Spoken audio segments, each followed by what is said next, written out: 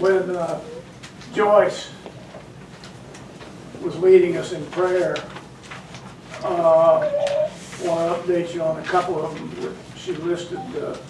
Lorraine Stebbins fell about a week ago, and they took her to the emergency room. She injured her shoulder pretty badly, and her whole left side is very, very ugly. It was swollen. I visited her again yesterday, and she finally was able to get her eye open, but she is in a great amount of pain. It's very difficult. She's home, but it's very difficult for her to get around. And Ray and Ellie Forsyth will be moving to Brook Ridge very shortly. Ellie has been diagnosed with terminal cancer, and they estimate maybe 3 months that she has left to live. So if you would, please send a card or whatever, and lots of prayers for Ray and Ellie and for Maureen. And today is a day, you got me on. Caught you last week. Today is a day I've longed for a long, long time. It's only 20 minutes to 10. So I can preach a long time. We haven't reset the clock.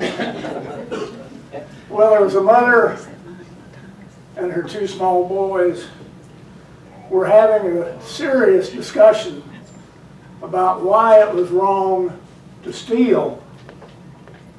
Tell me, she said, why do you think stealing is wrong? Well, little 5-year-old Luke piped up an answer, and he said, because stealing is against God's laws. Well, you see, he had learned about the 10 Commandments in Sunday school, and his mother asked the boys if they could name any of the 10 Commandments. And they thought for a little while, and then Luke remembered that there were 2 other commandments that he had thought of. You shall not murder, and honor your father and your mother. But the boys couldn't think of any of the other commandments until little Patrick piped up. He says, I know one, teacher. Pick up your toys. Well, maybe that ought to be one of the commandments he's been using. You see, the 10 Commandments have been very difficult to translate into language for children that they can understand. And I suspect they leave a lot of room for interpretation for you and I as adults. There was a 3rd grade Sunday school teacher was very nervous about talking about one of the 10 Commandments. She was nervous about talking about the commandment of adultery. But she asked the kids anyway, can anybody tell me what is the commandment about adultery? And one of the little kids said, well, adultery is when a child lies about his age. One Sunday school teacher asked if the class knew what the last commandment was. And one little girl proudly stood up and she said, thou shalt not take the cover off thy neighbor's wife. And of course, you know, it's the one basic central commandment to all boys and girls is humor thy mother and thy father.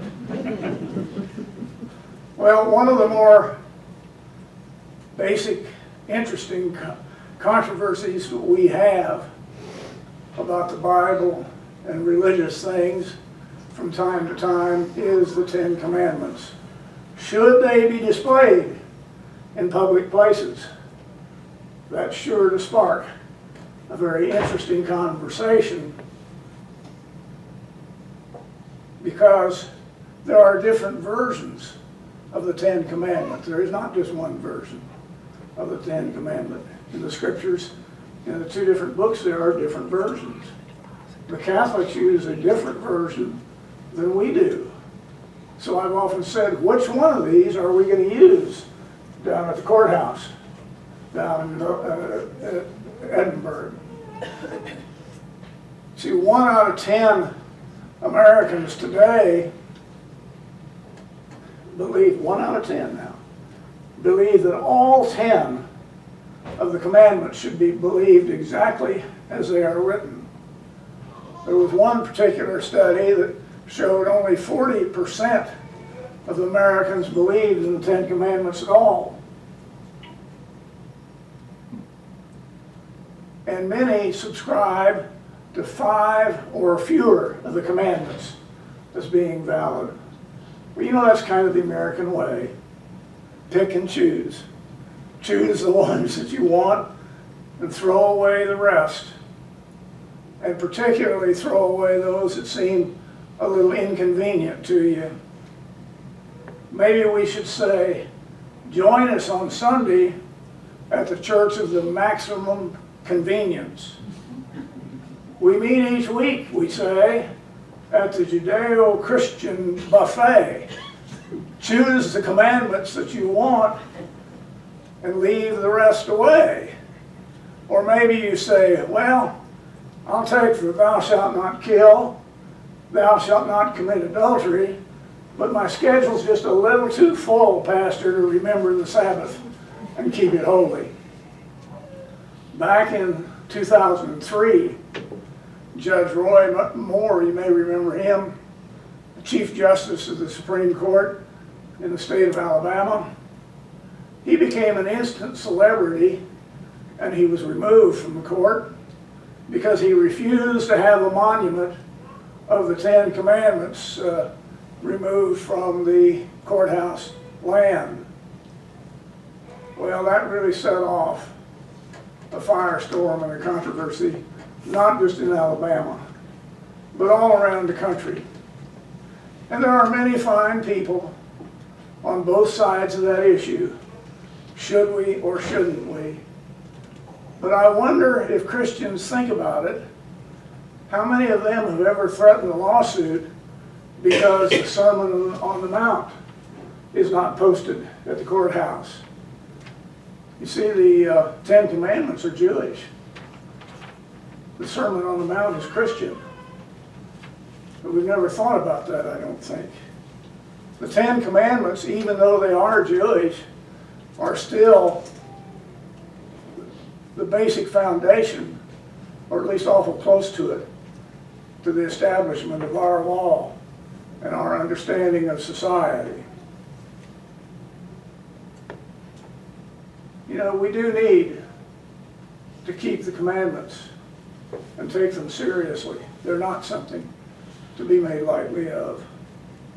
They were given to the Jewish people by a God who had a set of expectations of how those people could live and should live to have a good behavior in society.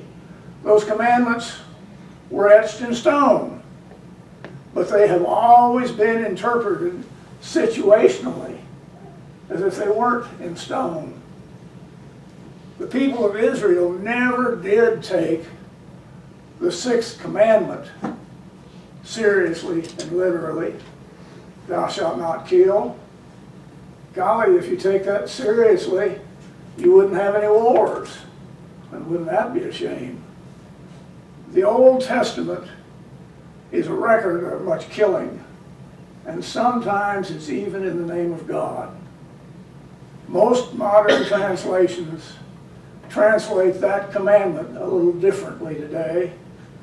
They say, you shall not murder. And that's probably closer to our actual practice in following that commandment. But society has always interpreted each of the commandments with a great deal of latitude. How do you think society interprets that 4th commandment? I know all of you know what that one is. remember the Sabbath day and keep it holy.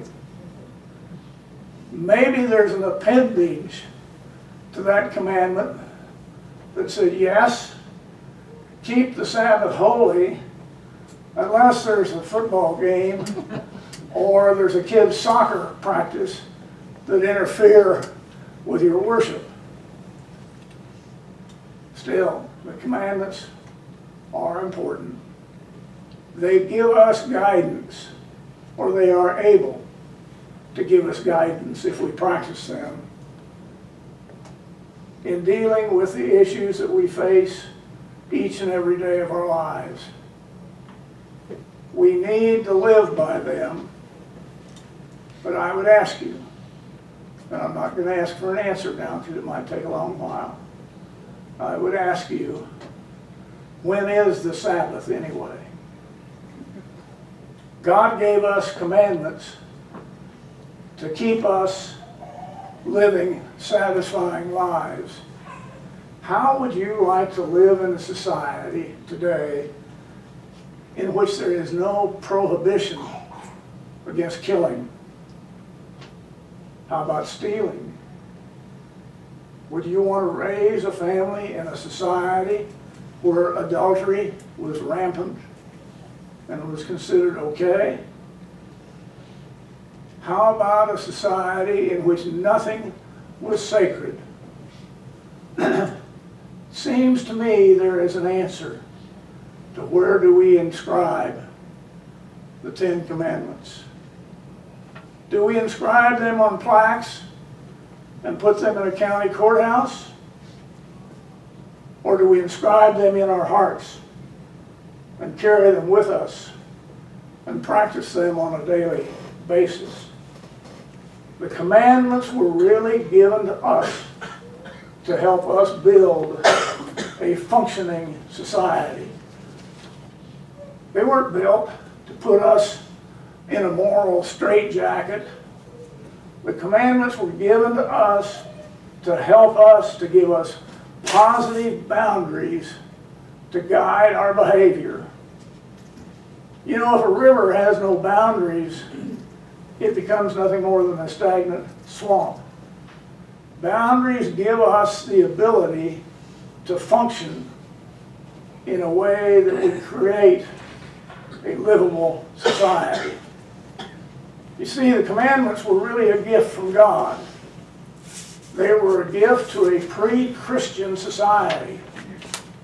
They were to spell out the requirements to live a godly life.